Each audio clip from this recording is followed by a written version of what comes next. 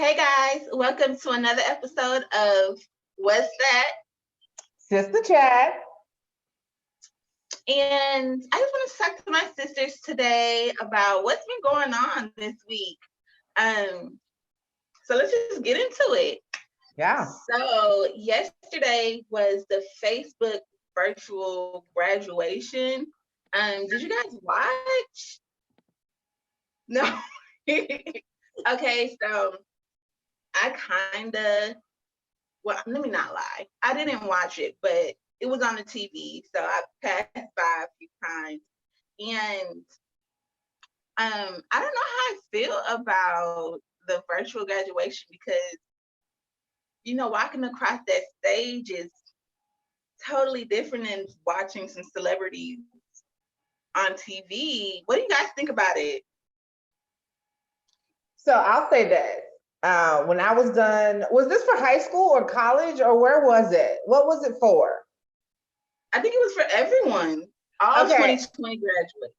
So when I was graduating from high school, I gave no craps about walking across the stage and celebrating this final day with these people that I probably was never going to see again. And I don't mean that in any kind of a bad way. I was just not into it, right? Not into it. I finished my doctorate degree. I didn't bother walking that stage either. Like just being done was good enough for me. But if Oprah wanted to leave me a closing address, I would have tuned in for that, online. Like if I could have had Beyonce sending me and my other fellow graduates a message of congratulations, I would be down for that. So I'm sort of that introvert person who's like, you know, okay with the idea of not having to be in this big group of people that I mostly don't know and mostly won't be staying in contact with anyways. Like imagine when you graduated from college, Sharice, I know I went to your ceremony. How many of the people that are at a college graduation do you even know? And how many of the names do you have to listen to before that 1 second where you get to get up and scream for your family and friends? So for me, like I'm all for let's do the virtual graduation. But the amazing thing when you go to graduations is that you get to scream. For a lot of people, they've been in school for 4 years, whatever, 5 years, however long they've been in school for, and this is the opportunity to just let it all out, like so like they missed out on that opportunity. And like, I have a friend whose son is graduating 8th grade. And it's going to be a virtual graduation. It's happening like in a couple of days. And he's like, oh my God, I need to figure this out. I got to have my laptop set up and this and that. And I'm like, oh my God forbid the Wi-Fi messes up or like anything and you miss your person, like I just like it's a totally different thing. Like I'm with it. Like let Michelle Obama give me my my speech, but then also at the same time, right? Like you can just put in your mind, pretend that you graduated in 2017 when Oprah did that speech at Stanford and it, wherever it was, and you can go on YouTube and just sit there with your cap and gown in your house and just graduate. We could all be graduating every other day if we want to. We're gonna do it virtually. I mean, I just feel so bad for these kids. Like y'all remember my 5th grade graduation. But my 5th grade graduation, like I still have memories of that. Like, going on the stage and getting the trophy or the award or whatever it was. And like, there's so many like little babies that's not gonna have that memory. I feel bad for them. I get it. I totally get it. And I can see that. For me, the best part of graduation, like I'm not remembering my 5th grade graduation, to be honest. I was running for the hills when middle school was over with like sincere gratitude, like thank God. Same for high school. But what I did love about the experience was not the ceremony, was not valedictorian speech. It was the party at home afterwards, right? Where all of our friends and family came and loved on us and brought us gifts. I had great parties. And those are the people who loved me, right? It wasn't the other people that were crossing the stage with me. It wasn't all the other people who, were getting diplomas. It wasn't the teachers and principals and all that. I mean, y'all probably did because y'all were so cute and stuff in school. But for me, it was when I got home and my family and I got to celebrate and we turned on the music and we're dancing and we're having a really great time. those are the memories that I feel bad for them about, that you don't get to have large gatherings right now because of everything that's going on. But the ceremony itself, for me at least, virtual, that's cool. What do you think, Shanika? I mean, the great thing about it, it was only an hour. Y'all know graduations be way too long for me, and they're really boring. Like, they're really boring. But like she was saying, like the younger graduations, they're like cute because like it's babies, they're kids. But like when you get older, it's just like, all right, this cool. But it was amazing. It was only 1 hour, so that's the best thing ever. And talking about virtual, Chantel, what's going on in the virtual world since you do business online? So what's going on, girl? Yeah. So Cece here, and I will say that there was some big news in the virtual world. The Twitter CEO, Jack Dorsey, actually emailed the employees of Twitter on Tuesday telling them that they'd be allowed to work from home permanently. And so they were saying that they're going to be able to do this even after the coronavirus pandemic lockdown passes. Like, hey, if you want to stay at home, you can stay at home. Obviously, there are some jobs that they aren't able to do that with, like maintaining servers and things like that. But they're allowing their people to stay at home. And I thought this was really interesting because there were a couple of other articles that said that at least 6 other prominent tech companies are now considering the same thing, permanently moving a large part of their workforce to work at home status. So I would love to hear what you guys think about this idea. What do you think, Shanika? I love it. Well, I'm 50-50 with it. Okay. So to work at home is amazing. Like, if you can set your own schedule and you can have that freedom. I don't know how they're gonna set it up, but if you like really have control over, it, that's awesome. But why I'm 50-50 with it is going to work, and like if that's your thing, you like to go to work. Like there's people who love to go to work and like talk to their coworkers and socialize. And that's like how people get their adult friendships and stuff too. So that's the only thing that kind of sucks, is if you don't really have that many friends, you just have work friends.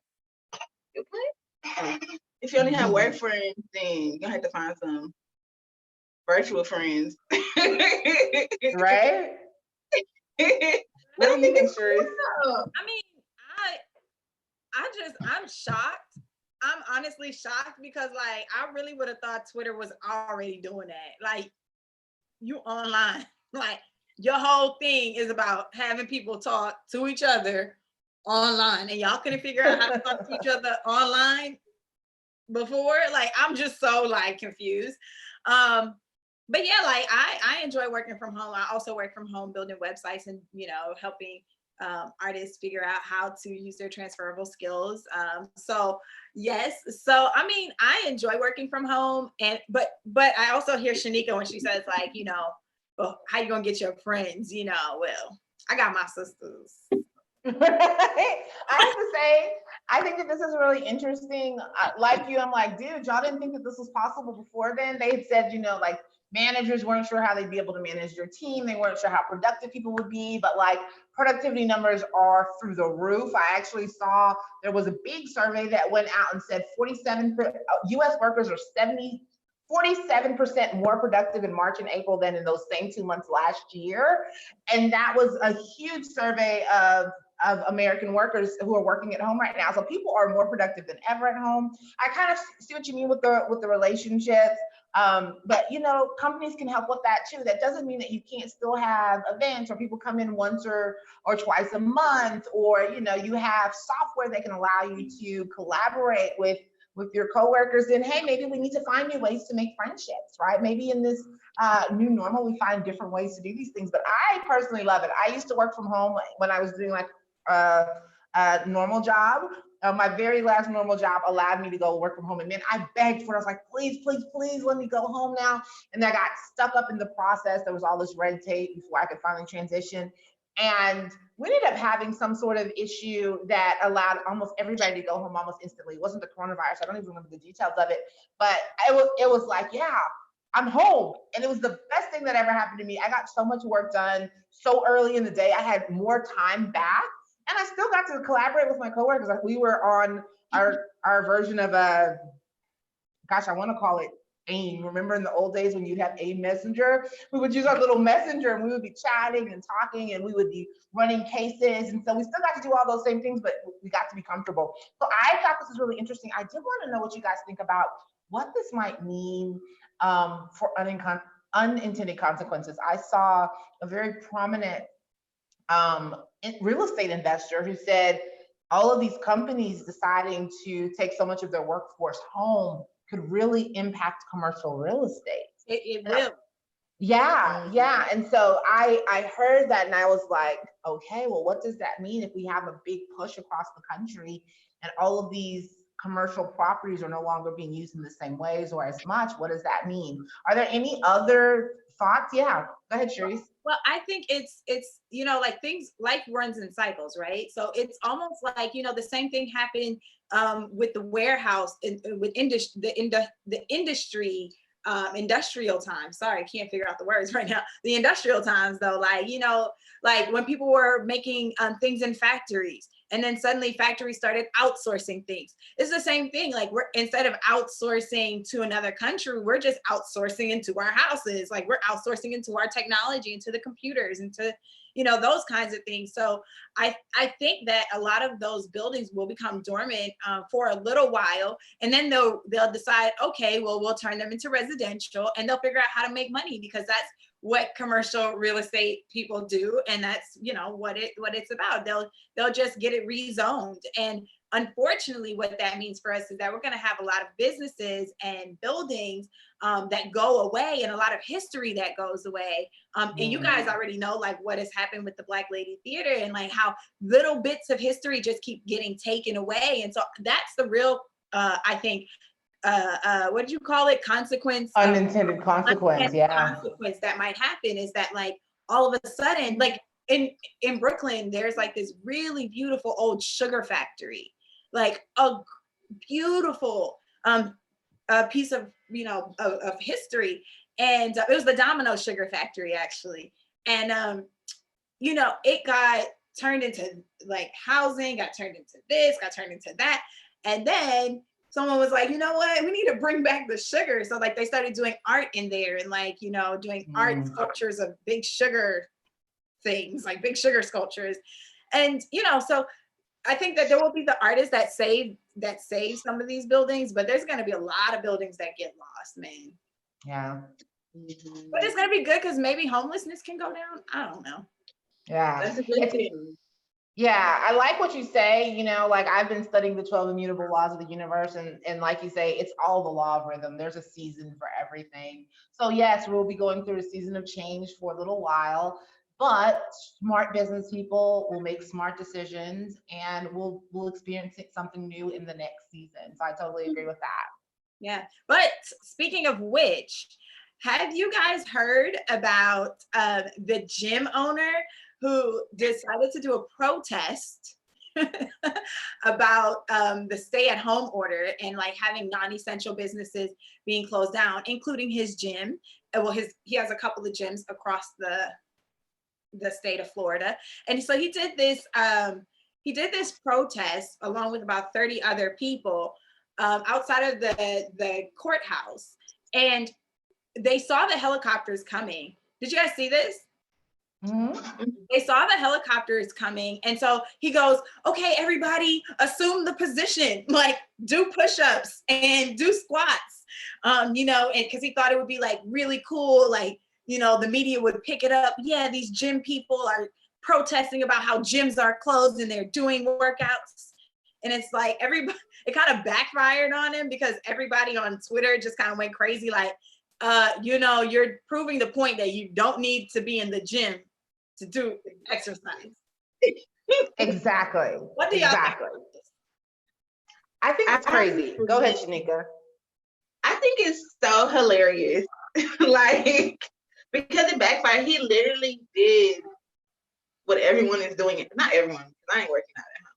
But what people are doing currently, they're working out at home and like there's I don't want to say that. Go ahead. Say it.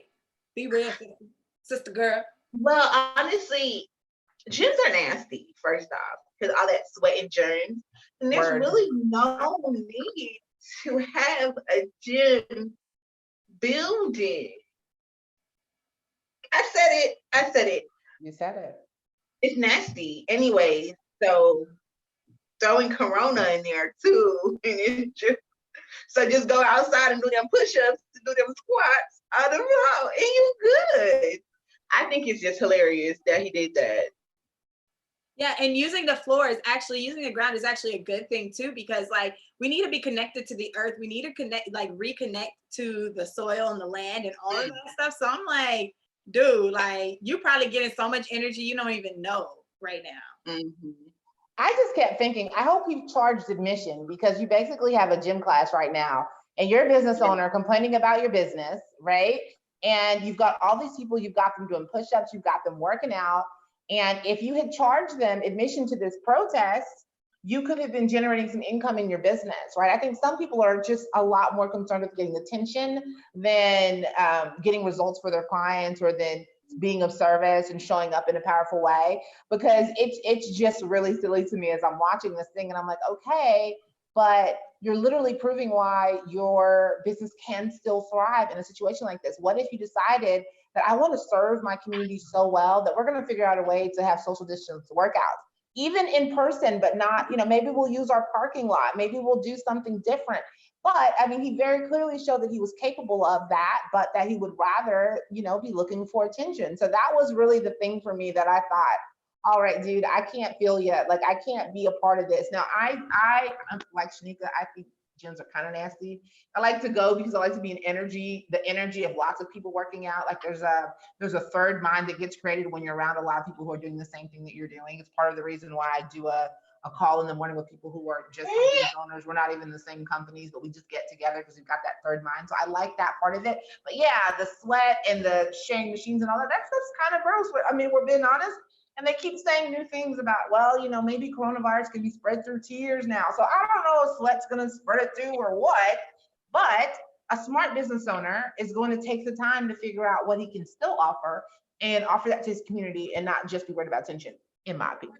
I agree with you, but I think to a certain extent, because I think also that, I don't know if he was so worried about getting attention. I think he wanted to get attention for what he was trying to do. But I think that in his mind, I think this is a case of really bad marketing strategy. Like he didn't have the proper strategy. He didn't know what he was going to protest for. He thought he was going to protest about, and he realized that afterwards, he thought he was going to protest about gyms being closed. But what he was actually protesting was about small business owners not being able to be in business to provide for their employees, to be able to provide for their families. And that's what he missed. Like if he would have brought out like all of their families or like pictures of their kids or something like that, that probably would have been way more efficient and probably would have served him better for what he was trying to do than what he actually did was make it so that it was convoluted. It was like, I understand you're saying, that the gyms are closed.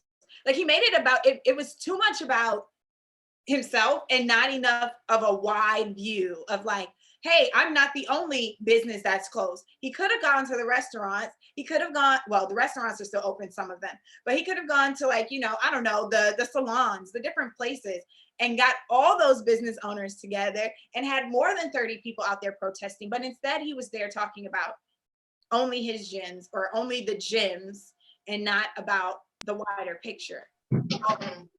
That's an interesting perspective. And I'm going to say this, I still say attention seeking, and that's not to diminish all of the incredible points that you just made. But I think as a person who's protested, I have put on my boots and I have traveled to out of state. I've traveled to different states and different locations because there was something that meant a lot to me. And it was something that I felt was an injustice, that I felt like I needed to walk and protest around, right? So I've been there. You guys might have done this too in your past at some point. I've done many a protest. I'm a social worker by trade. And like you said, it's all about the marketing, because in everything you are marketing, right? And so if you've got this protest, if you've got this mission, if you've got this vision of something that people need to know about, that mission is what drives you and drives the way that you show up. And so in this situation, like, if he really cared about the family members that he couldn't feed anymore, if he really cared about the other businesses on the block that weren't making money anymore, if he really cared about these bigger social issues, because, you know, here's the thing, right? Sometimes just saying that you care about something gives you that emotional payoff anyways, right? So, no, I really care about the people. And then you get the high fives. Whoa, yeah, that's what I'm talking about. But that's not the way he showed up, right? The way he showed up and the way that he did this protest, right, showed me that that was not what he cared about. It was a moment about himself, and it was not well thought out. So that's my opinion. I mean, I think that's hard to say, because I don't know that I think that it was a moment, but I don't know over the whole span of the protest, because they didn't do a workout for 30 minutes. You know, it was literally like, hey, the helicopters are finally here. We've been standing out here for however long, and they're finally here. We have to, show them what we're talking about, and how can we show them? And people who are, especially people who are like athletes or in the fitness industry, they always got to use their body to show what they're talking about. So, hey, I know it's going to look real cool. Let's all do, squats, or let's all do push-ups. And that's going to be like a headliner. And it was a headliner. It just backfired on him. And it wasn't what he expected. It wasn't what he expected. And I mean, that's also part of marketing. Sometimes stuff happens and you don't expect it to go the way it goes. And then it's all about your comeback. So hopefully his comeback is going to be good, because right now he's looking a little great.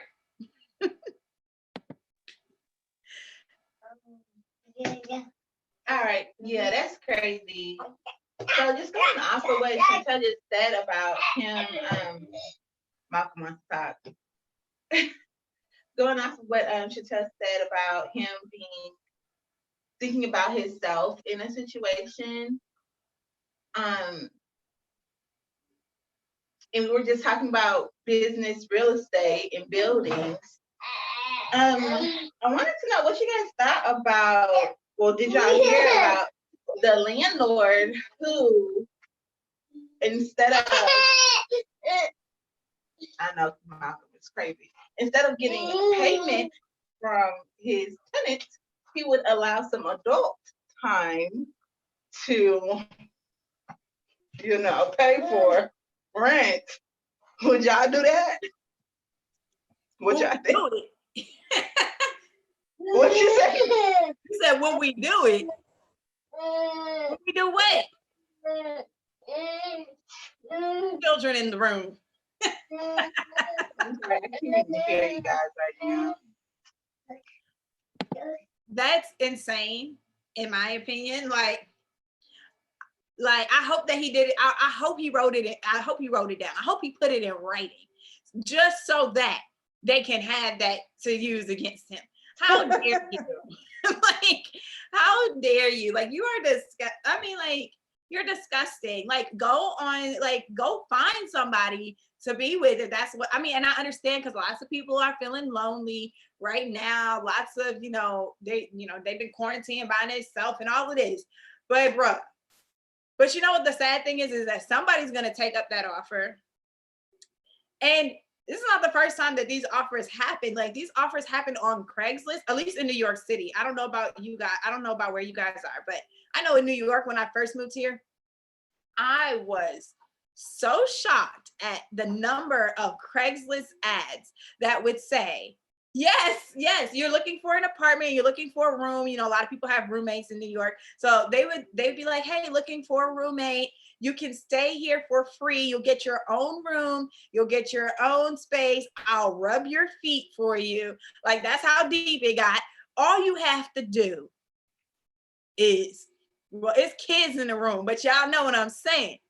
All you got to do is just Wow. do a little something. Whether it's, hey, okay, it's kids, but y'all know what I'm saying. Like it really, and these ads are literally out there on Craigslist.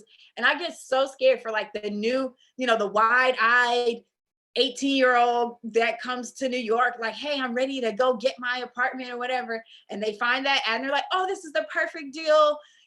And a lot of them, they don't say it out loud, like outright. They'll be like, oh, be my companion. Then you get there and they're like, yeah, this is what companion means. But that's real. That is like, I'm telling y'all, that's a real, y'all can go look on Craigslist, y'all see it. I had no clue people, well, it's Craigslist, so, but I didn't really think people would do that, but just for fun. Let me just say, Craigslist, I have found all of my apartments from Craigslist, and I did not become anyone's companion. Okay. So it does serve its purpose in that way, like what it's trying to do. But there's always a crazy person or a freak out there. Like there's always, so you have to be extra careful to protect yourself. Chantel, how you feeling, girl? What you? I'm going to be honest with you. This topic is crazy to me, right? If my landlord said, hey, Cece, we got this crisis going on. You probably want to keep some money in your pockets. You want to just, give me a little rub, do a little something. He would not be my landlord for much longer, right? And he wouldn't want to see my husband, right? He wouldn't want to hear from my husband after he propositioned me in that way. Let's just be real. I personally, look, if this is your life and this is the decision that you make as a consenting adult, I'm not going to judge you for it. But don't come propositioning me, because I just find it abhorrent. I think it's terrible. I think it's horrifying. I mean, I think people have enough going on in their lives right now than to have to deal with unwanted sexual advances in this way, especially with somebody who has the ability to decide whether or not you have a roof over your head. I always talk to people about real estate. I always say it's a spiritual connection, right? Because the person who is a landlord is housing families, right? And there's nothing more spiritual than having that kind of an exchange for someone. The amount of value that is to have a safe place for you and your family to grow, right? That is a huge thing. And to sort of extort that relationship and manipulate that relationship, to me, is like, it's beyond inappropriate. I can't get with it. I can't even laugh about it and like try and find a way where I think that it's an appropriate advance that you would make to someone. Look, if you hop on Craigslist and this is how you get by, hey, that's your choice, that's your life, that's your thing. But for me, like, I don't ever want to do business with somebody who has that sort of approach. I feel you, but I also will say that I think that it's a little bit different too. Like if you're coming on if you're not even, let's take Craigslist out the picture, but if this is what your setup is from the beginning and you understand that that's what your agreement is, that is totally different than, hey, I've been paying you $900 a month, or I've been paying you whatever a month, and then suddenly you're like, hey, you know what, forget about all that, how about we just go to the bedroom? That's like a totally different contract that you're trying to create now. And it makes me wonder, like, what were you thinking all of this time before? Do you know what I mean? It makes you want to walk around your house and make sure there's not any little peepholes anywhere, right? Like, what kind of creep do I now live in their property? That's where I would think I would feel very uncomfortable just because you propositioned me in this way. Now I'm wondering, like, what sort of weird fantasies are you having? What sort of weird ideas do you have about this type of relationship? Like, this is a business transaction, and now I'm looking at you sideways, like, okay, is there a camera in my shower? Like, I can feel the paranoia coming very quickly. Right. Like that's the crazy part. That's the kicker right there. It's like, well, what have you been watching me? Have you been like, and then if you have kids and the kids are there, that's a whole nother level. Like, I don't know enough about like this person in this specific instance, but all I know is that I hope he wrote it in an email. That's all I know. you guys made some really good points. Let me just say this. If my landlord was not an older lady, we would have free rent. I'm just kidding, guys. JK. Oh, still See pay how my your rent. boyfriend feels about that. Uh-oh, I know.